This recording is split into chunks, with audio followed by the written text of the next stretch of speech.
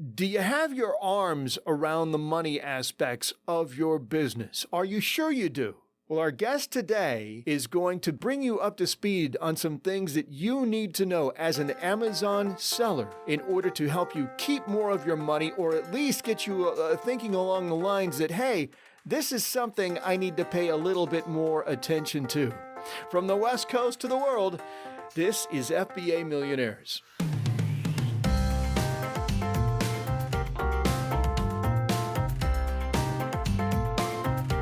Welcome to FBA Millionaires. So glad you could make it back in. This is Jeff Allen, and we're looking forward to a great program today, as we always do. And once again, this program is really geared toward working with Amazon professional sellers to help you take your businesses to the ultimate level. For those who aspire to generate those 6- and 7-figure incomes, and for those of you who may just be starting in your Amazon career walk, we welcome you too. We're certain that we can help you learn a few things along the way.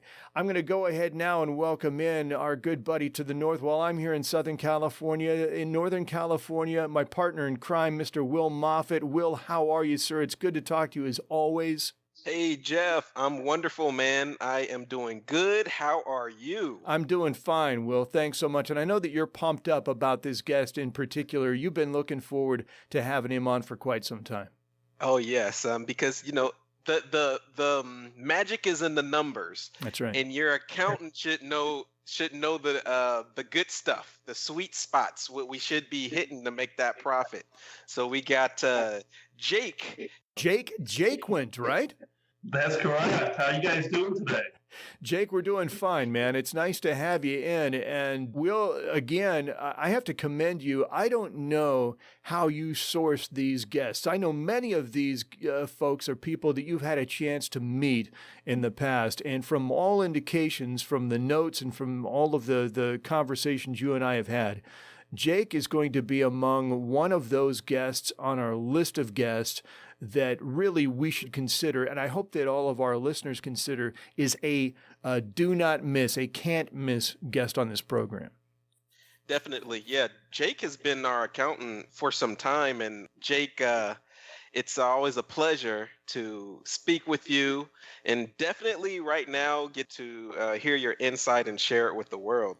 Well, I'm excited to be on the podcast today, guys, and I look forward to shedding some of my experience with your listeners. Let's dig right into it. Tell us a little bit about your accounting career and your experience with helping Amazon sellers. Yeah, so I started off around 12 years ago now, back in 2005, and my company is called Cash is King, CNY. And it's funny, as Jeff was talking about the intro and as you were alluding to, Will, at the end of the day, it's all about how much money are we putting in our pockets. So when people ask me, what does cash is king mean? I always say, would you rather have cash or would you rather have your inventory in Amazon warehouse? Well, I think we'd all say we'd like to have cash in our pocket. Boy, that's stinking right. That's for sure. I love it. So it's, for people who are financial gurus, they've heard that term before. So I said, this is perfect. This is what my business is about. We are about helping people actually not only sell a lot, have a lot of revenue, like Jeff said, but actually make money at the end of the day, money that we can put into our pocket and spend on ourselves and our families. So started off around 12 years ago. And the focus at that time, as it is now, is really geared towards online sellers. Obviously, Amazon's been around for, 20 years now, and has continued to grow. And I'm a happy Amazon shareholder as well, by the way. So it's been in early, Jake. Well, I'll tell you what, not that early, but I'm very happy with its performance and very happy with my clients in turn. So my business has been geared around 80% of my business is based on e-commerce sellers. And obviously in the e-commerce world, if you're not selling on Amazon, it's a rarity. So most of my clients are selling on Amazon, and I try to help them look at their numbers and understand, hey, where are they spending their money? Where can they make more money? how to deal with issues like taxes and FBA fees and advertising fees on Amazon. So this is what I do all day, every day, and I love it. Hey, Jake, you talk about 80% of your business is really being e-commerce in that space. Have you experienced other industries generating the kind of cash flow that Amazon-based businesses do? There's some that are out there, but really what it is with Amazon is they've allowed the individual to jump in at a very low cost to get into the industry of selling something. So they've been very unique, Jeff, in allowing just almost anybody. And really, when you talk to my clients, they start off with an idea of one or two products, and that was it. And then they've just suddenly blossomed. In some cases, in the good cases, they blossomed into the people that are the listeners of this podcast, the people who want to become the FBA millionaires who are netting, 6-7 figures a year. So it's very rare, Jeff, that there's other industries that allow people to get on board and up and selling and making money as quickly as Amazon allows people to do. Now, there's some cost for that, obviously, to do business with Amazon, but they've made it easy for people to get in. And it's up to those people, those FBAers out there, to make of it what they will. Got it. And I'm just curious. I'm very curious, Jake. And what is the next best thing you would say next to Amazon? We all want to know. We're always searching. In terms of e-commerce, Will? Whether e-commerce or anything that could be done that is just as lucrative to get in as Amazon. That's that's tough. Spill the beans. Jake, come on. No, I'm playing. Listen, unless you've got some great patented idea out there, you've got to have a lot of capital, a lot of cash, and the startup to get into a let's just say a run-of-the-mill business where you're either a brick and mortar or you're trying to sell online by yourself. It's tough. You got to go to someone like an eBay or a Walmart or Jet, but it's difficult. Amazon really does make it the easiest out of all of them, and it's quick. So if you want to get into business tomorrow, you can with Amazon. That's the great part about it. And I think that's what allures a lot of my clients to Amazon. Makes total sense. And I know out of all the businesses I've started, I would have to say, yeah, Amazon was the fastest, cheapest, easiest to enter into. So I guess to piggyback on that, out of your experience, how many Amazon sellers would you say are actually failing versus the ones who are actually making a profit? That's a great question.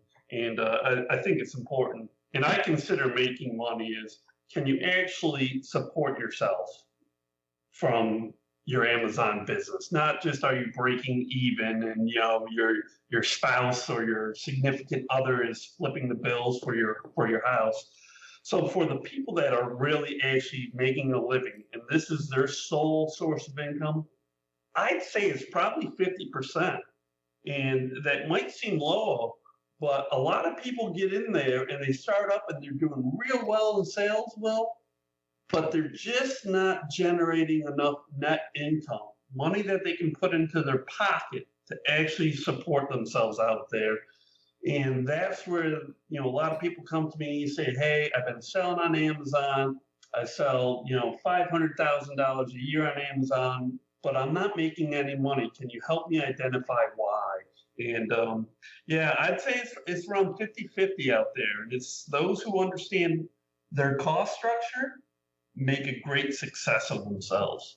And to that point, Jake, this is kind of that point of the program where the rubber meets the road a little bit here.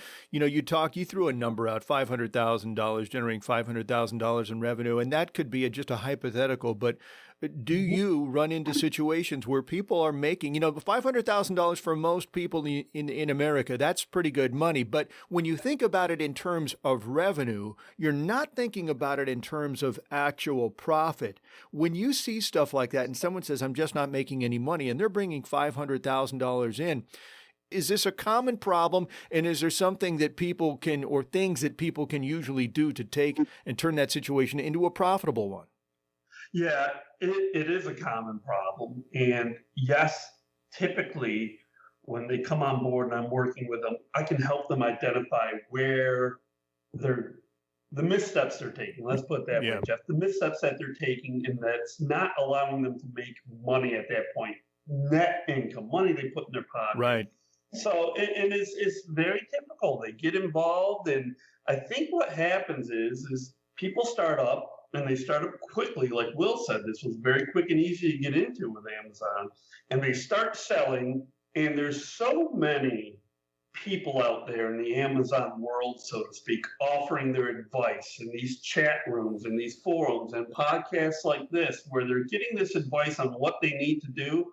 And what I find is a lot of people go out there and are subscribing to all these different groups, paying money to be involved in them. They get caught up in, sponsored products advertising through Amazon. And next thing you know, they're selling a lot. They feel great about themselves. But when they go to pay the bills, they're like, where's the money? It's not my bank account today. So it's a very common problem that I see out there. It's really the number one problem. People start up, they're not business savvy, they're not accountants, they're not really great with numbers. So they're coming to cash is king for a reason. And typically that's the reason. They get off the ground, they're skyrocketing, they're doing very well, but they just don't realize how much money they're spending, or that they're not charging enough for their product. It's a very common problem. Well, that's one of those things that it would keep me up at night to think that, wow, look at this. I actually can generate, I can generate, 5 or 6 figures a month in sales, whatever the case may be. And yet I'm not putting any of it in the bank. I'm just taking and paying bills and paying for that inventory and all the Amazon fees. And that's all that there is to it. Jake Jaquint joins us today on FBA Millionaires with Will Moffitt and yours truly, Jeff Allen. And Jake is an accountant who specializes in working with e-commerce businesses. What do you feel, Jake, that Amazon sellers need to focus on to grow their business? I think the biggest thing that they need to focus on, and this is difficult, and Will has a lot of experience in this as well, is finding the right products to sell out there. One thing people do is they get into this, they want to sell a product that they think is going to be quick and easy and that everyone needs. But the more crowded that space is, meaning the more other Amazon sellers are selling a similar product, the tougher it becomes for you. You got to start lowering prices. You got to start advertising more. So I always tell people that you got to find some way to find products that are in a less crowded arena, in which more uniqueness to them, so to speak, because that's where you're really going to make money. I can tell you my best selling, well, let's put it this way, my client who makes the most money at the end of the day, not in sales, but puts it in their pocket, they sell a product that they don't advertise at all on Amazon with, because they have a unique product. Very amazing. Amazing. And it just, all the money that they have just drops to the bottom line, where, typically everyone else is spending all this money on advertising. But here it was, this one person found this unique product, Jeff. Yes. And they are a 7-figure net income. Oh, that's just a dream situation, Will. You know what I mean? That is a dream situation. You got me thinking, Jake, because I remember on one of our returns, we spent, I think, $60,000 on sponsored ads in 1 year. And I said, oh my God, that is a lot of money. But, we were talking earlier before you came on about cutting off the sponsored ads. And sometimes, in many cases, you may be more profitable by cutting off the sponsored ads. And our mind generally doesn't say we're going to be profitable, because we think that we always got to be in front of people. We have to have the eyeballs on our listing and products. And this is the only way to do it. But as you said, if you have a very unique product and you're not in competition with a bunch of folks, then you can actually be more profitable and be under the radar. So is it always good to be number one with the biggest product and the fastest inventory turn?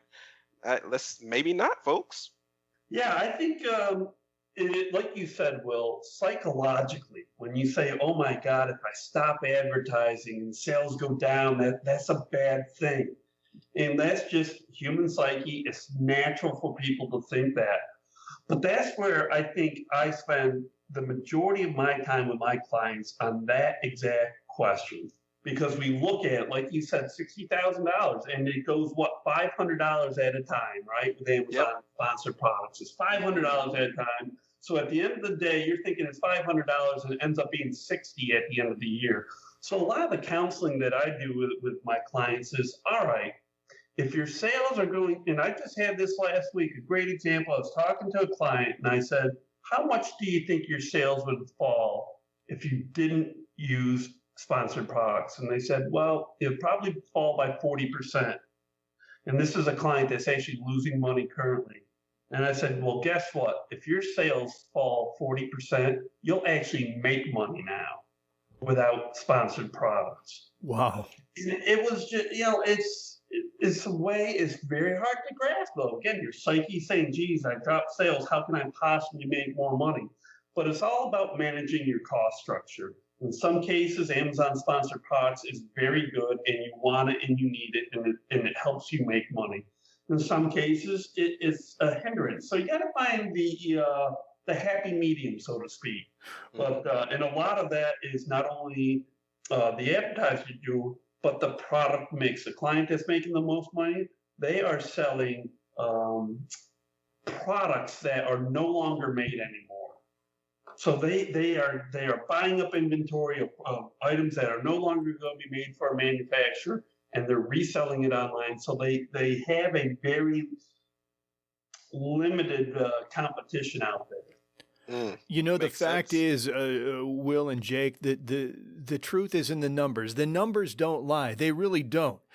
So it's important here, I think, at the end of the day, to get your arm around what those numbers are saying, or get your arms around, understand what they're telling you, and realize that you may not necessarily have all the answers, that there may come a time when you have to call in a pro like Jake Jaquint, for example. And keep in mind, this is not a commercial necessarily for Jake, but people like Jake. There are people out there like Jake who are there to help folks who are particular in the e-commerce space, working in that area to help you with your business, because there is a lot going on. Those numbers are coming from a lot of different places. There's a lot outgoing, and there's only, sometimes in some cases you may not see the incoming, and that's when you need to get in touch with a professional. My name is Jeff Allen, along with Will Moffitt, special guest Jake Jaquint, and he's the man who's really helping us kind of tell us what these numbers are saying and kind of give us some clues about how we can grow our business by looking at what the numbers are telling us and how to improve from the inside out, and give us that opportunity to not just keep more money, but to actually make more money, put it in our pockets, put it in our banks. And we'll continue our conversation with him when FBA Millionaires returns right after this.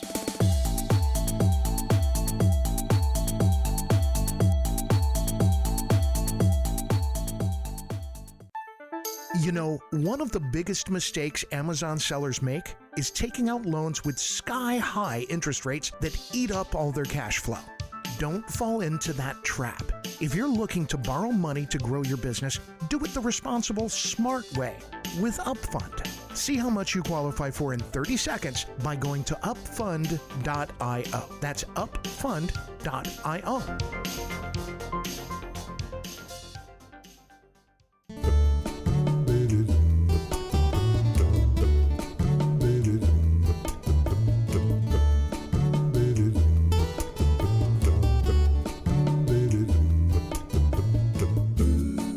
Don't forget, as we like to say at this point in the program, the first thing you need to do after listening to FBA Millionaires is to join the FBA Millionaires Club.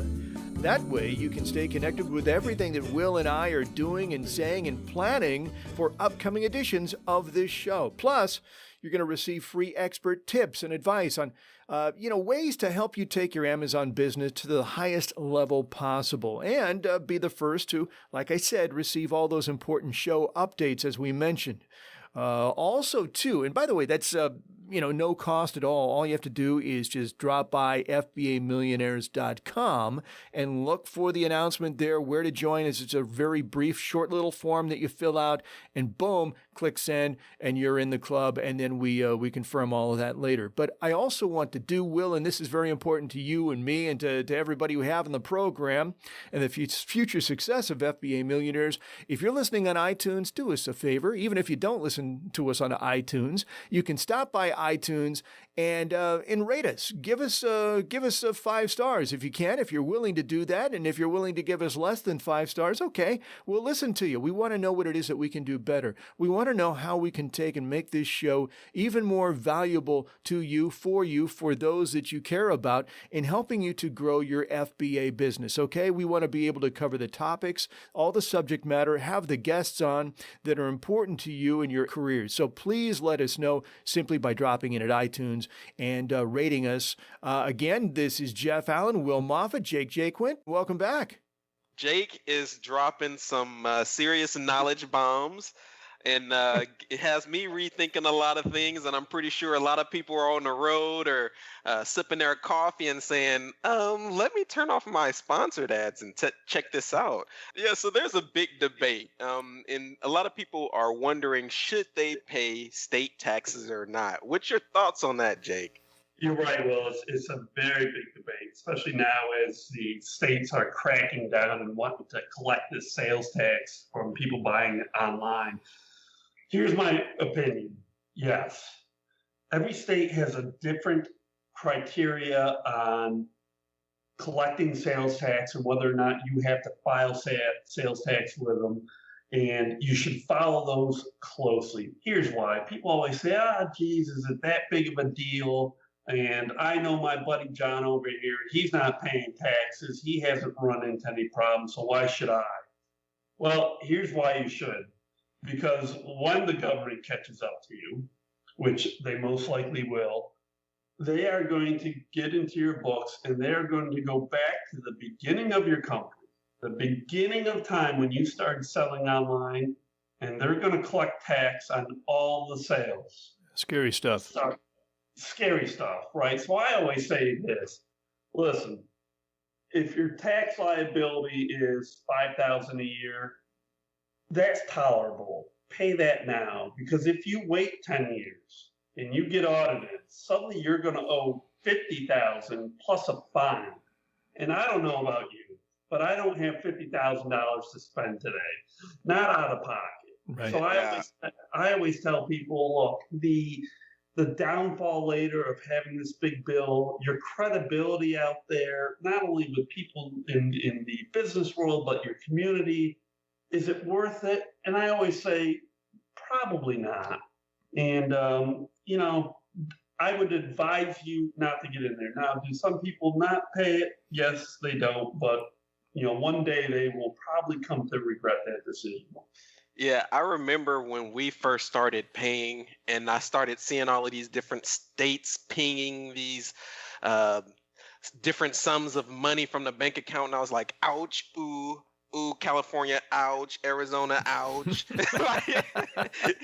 And so, you know what? I think after that day, pretty much forgot about it. So, And that's true. And there's a lot of states out there, Will, that people don't know about, although you might have this nexus, which means, you're either in an Amazon warehouse in the state or you have an employee in that state. The nexus is how they determine you pay sales tax. But if you look in there, if you get with someone who knows what they're doing, an accounting firm that knows the sales tax laws, you'll find out that in some of these states, you don't have any liability, or your liability is so small that you don't even have to pay it. Mm-hmm. So there's a lot that people get all worked up inside over. And I tell them, go to bed, sleep well, pay your sales tax. In some cases, you don't even have to pay sales tax because of your sales amount.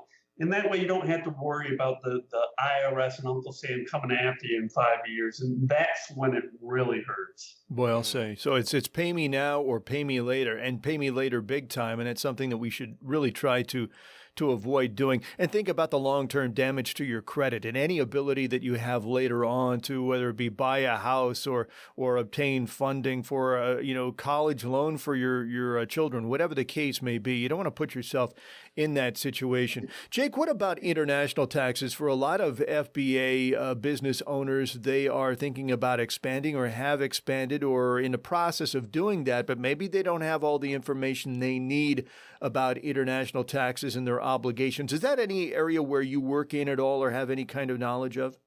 Yeah, so I do business with not only clients that sell internationally, but clients that are international themselves who aren't based in the U.S. And it's the same thing. It's the same thing we have to be worried about, whether it's, the VAT tax over in Europe or whether you're dealing with the HST, GST up in Canada, is still the same. And my recommendations to you are still going to be the same, that you want to get in there, don't let sales tax be what prevents you from having a successful business. So go ahead and register for that, and I can definitely help anyone out who is either based internationally or selling internationally. It's still all the same. Follow the rules is what I say. Got it. So you can you work with the VAT tax? Yes. You have perfect. Very, very interesting. So what would you say? I think is that 20%? Yeah, it's up there. And everything's always a little different as you get out there. So you definitely want to talk to someone, and you don't want to forget about paying that. Yeah. So would you say, from your experience, I know that selling in Europe, you have that VAT tax. However, it's less competition out there, so it would definitely be less on the sponsored ads. Is it profitable losing that 20%? Is it profitable over in the UK? Again, Will, I think that really goes back into, do you have the right product? Is your infrastructure set up to do that? The getting the products out there, the shipping that's involved with that, the knowledge of what people want is totally different, right? I mean, our needs in the U.S. and what consumers want are completely different in Europe. And so, what works well here may not really work well out there. So I have certain clients, in my experience, very few of them have been successful in taking the Amazon Europe or even Amazon Canada and making that really a profitable venture for them. So it's one of those things where you've got to say, hey, I'm going to focus on this. I'm going to try to make it a winner. But if you just go and post your products on there and hope you sell a few, don't bother. It's not going to be worth your time. I have many, many clients who sell internationally, and most of them don't focus on it at all. And I can tell you, it's probably not even worth having your products on the site at that point. So you either go in, full force, or don't go in at all. Exactly. Because the same energy and time and passion and work ethic that it took to make it in the US, we would have to apply that same work ethic in other countries. And I don't think people understand that. So, if we're going to do business there, do business. You're right. And it's difficult because, buying habits are different in different places of the world. So it might take even more time to really develop a product showing in different countries. Jake Jaquint is an accountant, and he is with us today on FBA Millionaires to talk about ways that, in his experience really, in working with FBA store owners, Amazon business owners, to help them get their arms around their accounting, their books, to show them ways that they can save money and that they can actually take and improve their sales and their ability to retain more of the money that they bring in as profit, putting more money in the bank. That's what it's all about. Again, talking about the truth being behind the numbers. The numbers don't lie, and people like Jake are out there to help you improve your business and really grow your business at the end of the day. You're with Will Moffitt and Jeff Allen, FBA Millionaires. And, Jake, are there any tools, special tools that you work with or that you recommend your clients work with to help those Amazon sellers with their accounting in order to keep more of their money? Absolutely, Jeff. And this is really why where I think my niche is. Not only am I selling to e-commerce, but I use a lot of different software out there. So, for me, this e-commerce thing really hits home because I'm using software with my clients to help automate their accounting function. And not only accounting, but areas like inventory and payroll. So there's a slew of different software that I recommend. A big one for Amazon sellers out there, what they're trying to do is get their sales from Amazon's website or from eBay or whoever else, but in this case, it's Amazon. And how do we get that into your accounting software? And for that, you'll hear a lot of software names like Webgility, who uses their Unify software out there, or a CloudCart Connector, who uses their Connect software. To download information from Amazon into their book. So that's a big one that Amazon users are into, but it's also going down to the inventory. Hey, if they're actually manufacturing product that they're selling on Amazon, I'm guiding them into, hey, you might want to look at this software out there, or if they've got, the payroll on hand, hey, here's something that might help you out. So I'm a big fan of using software, Jeff, that's going to make your life easier. So I'm always about the work smarter, not harder approach. Right. Mm-hmm.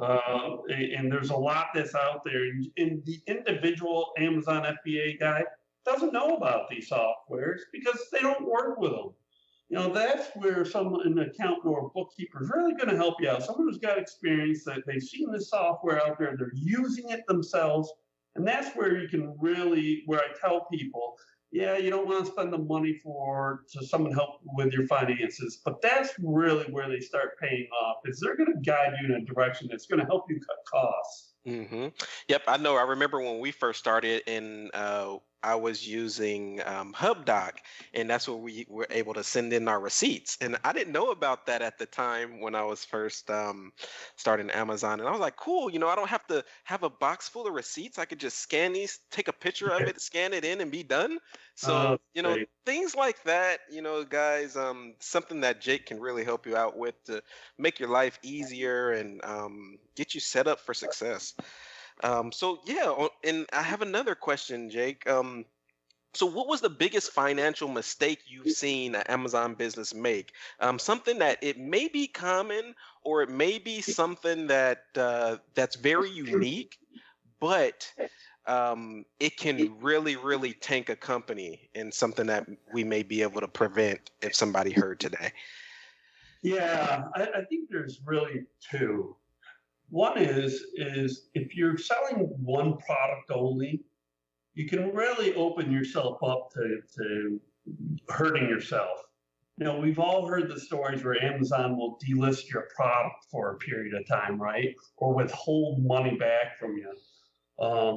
And if you only have one product, it can greatly hurt you, or competition can come in with one product and really take a business. You think it's going along well. I had a client actually earlier this year. She was selling one product, and then Amazon came in and found some loophole where it needed to be registered with the government for it to happen, and they suddenly just delisted her product, and her business literally went away. So that's one thing that can really kill you. The second thing is, and we talked a little bit about this before, is the race to the bottom. Who can sell their product the cheapest? We all feel this whole thing. It's that whole thing of like, if I miss this one sale, lower it 10 cents. And then tomorrow you lowered it another 10 cents. And it just erodes your profitability. And again, like Jeff had said earlier, at the beginning, I think, which is really important.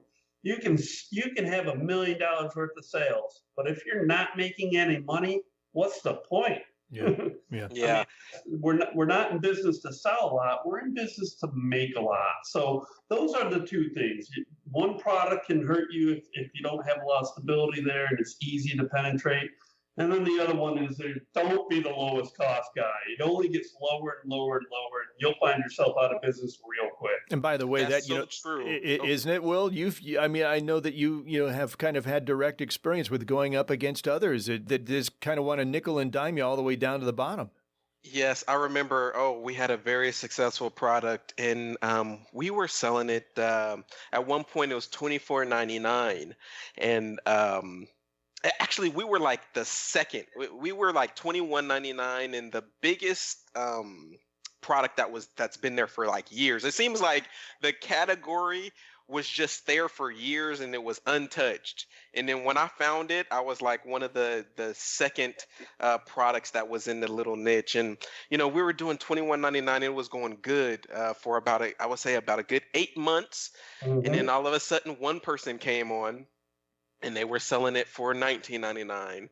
Then another person came on, it was like 17.99. And then I started seeing products that was exactly like mine. So I called up the manufacturer and I said, hey, like, I see you're selling the product to many sellers. And I said, right now you have to set a price that sellers cannot sell your product under a certain price. And they were like, oh well, in order for us to do that, you're gonna have to buy X amount of more SKUs from us. And I'm like, oh my god, I'm like telling them, like, you guys got to understand that nobody's gonna buy if you guys don't do this. And they were like, well, we can't do that. So what ends up happening, the biggest seller, I think he had like 4,000 reviews also. He went from 24.99 down to 14.99. Of course, that pushed me down to 11.99. So there's no more product, and I never ordered again. And it's just people in there 9.99, and there's really no profit. So yeah, that race to the bottom is scary. So that's why we talked with Kevin King, and I remember we were saying, he looks at it, the way I look at it like stocks, and we cannot have the race to the bottom. That sucks for everybody, and it can tank your business, especially if you have multiple products. So we got to rotate those products in and out, new products, and make it happen. Yeah, I agree with it, Will. It's a race to the bottom, and it's a quick race, like you experienced there. And you had a great selling product, and I couldn't believe it. I was like, holy cow, this is amazing. And then, like you said, as quickly as it came, it goes. So Yep. So we got to bounce on new products at all times. There is never a point where we should kick back, relax, sip on some lemonade, and say, I love this business, right? It's like, no, because that product can be gone at any moment. So you got to have a second, third, fourth, fifth, as many products as you can get going with the cash you have. yeah. So Jake, I have one last question for you. I know we've been taking up a lot of your time, and you got a lot of clients to take care of. And I just wanted to see, as far as financials are concerned, who's killing it? Is it the private labelers, the wholesalers, the retail arbitrage folks? Is it the online arbitrage folks? I know it's a lot of people have strategies behind each, and preferences, but at the end of the day, like you say, cash is king, and it comes down to what's coming in the pockets. From your experience with dealing with sellers, what do you feel is most profitable? That's a fantastic question, Will. I'd say that the two categories that I see the most success out of are wholesalers and private labelers. The one I would tell you that I've not seen much success for, and when I say not much success, I'm not sure if I've seen too many people really make a living off, is the retail arbitrage. So let's talk a little bit about the wholesalers and the private labelers. One thing I tell everybody, and this kind of goes back to your strength and avoiding the race to the bottom, is if you can create a private label and create a brand around that, where people just insist on having your label, that's the best case scenario. You get a private label cost, so hopefully your product's cheaper, and then you can go out there and sell it, and you're kind of limiting yourself to attacks from other people because you've been able to build a following around the name of your product, that private label brand out there. So that's really, in my mind, one of the best case scenarios. It's also the most difficult. Okay, it's very hard to go online and to build a brand where people are going to come back and pick you over somebody else. But if you're going to really make money long term, that's really what you need to do. And you can do that through a private label brand, or you can do that through your own brand. And then wholesalers as well. Again, They can make a lot of money finding the right products. I think what you mentioned earlier, Will, is very important. That you can't sit on your laurels. You can't get relaxed. And a lot of the times you'll find your number one product today is not going to be your number one product tomorrow. So like you had said, you've got to work in and out. So you've always got to be looking for another product, another line of revenue. So that's what I would tell you. Retail arbitrage, haven't seen a lot of success. Wholesalers, I see the most success in terms of numbers, but the people who are really killing it, Will, like you said, the people who are cash is king people, who are dropping that money to the bottom line, are the private labelers. That makes perfect sense to me. And Will, see, man, that's validation, my friend. You are the man. Will over there, he is killing it himself. He has already had tremendous success with that strategy. And Jake, this has been a great, great program, and it's been so nice to meet you. I know Will has spoken volumes about the work that you do and all the help that you provided him, and you seem to be doing the same for many Amazon sellers across the country. And I want to thank you so much for agreeing to take some time out of your schedule to join us to talk about this today, and we hope to have you back on again in the future. Oh, I appreciate this. It's fun. I love talking about this stuff.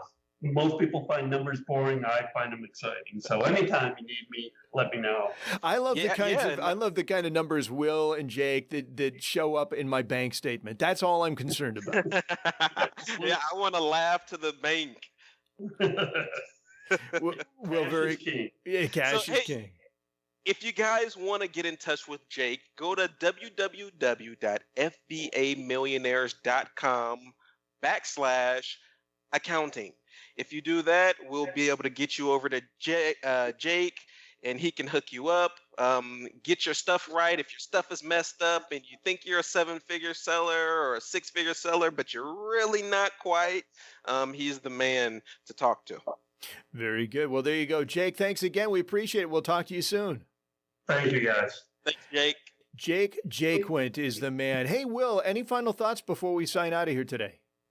No, I just was very excited about this show because I know it's all about the numbers, it's all about the Benjamins, and it's all about what you can take to the bank. And I'm just so glad we were able to get Jake on. And guys, remember, there's various strategies out there, but really take into consideration what Jake said today.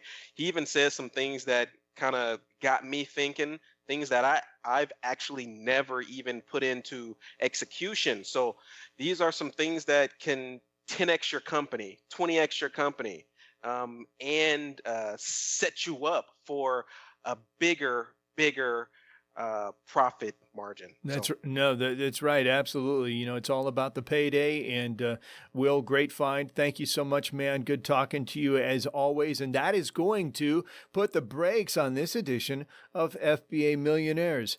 Thanks again to our guest, Jake Jaquint. And don't forget to check out his website once again, or better yet, simply, as you'd mentioned, you can go ahead, Will, and give me that web address again. It's FBAmillionaires.com/accounting. Very good. And you can find some information about Jake there. Now, if you have any questions or comments for us about anything you've heard on today's show, we'd love to hear from you. Shoot us an email. And all you need to do is simply visit our website, and you'll find the instructions there on how to get in touch with us. You can sign up for the FBA Millionaires Club once again. And if you like the show, if you enjoyed the show, in addition to give us a rating on iTunes, share this program, won't you, with somebody that you really like, that you care about. Maybe this is somebody who is getting into selling on Amazon for the first time. We would appreciate it. Share the love and introduce somebody to our program. We would appreciate that. And who knows, maybe we'll help them with their Amazon careers as well. For Will Moffitt, I am Jeff Allen. Once again, thanks so much for joining us. We're looking forward to talking to you again soon. Let's kill it, guys.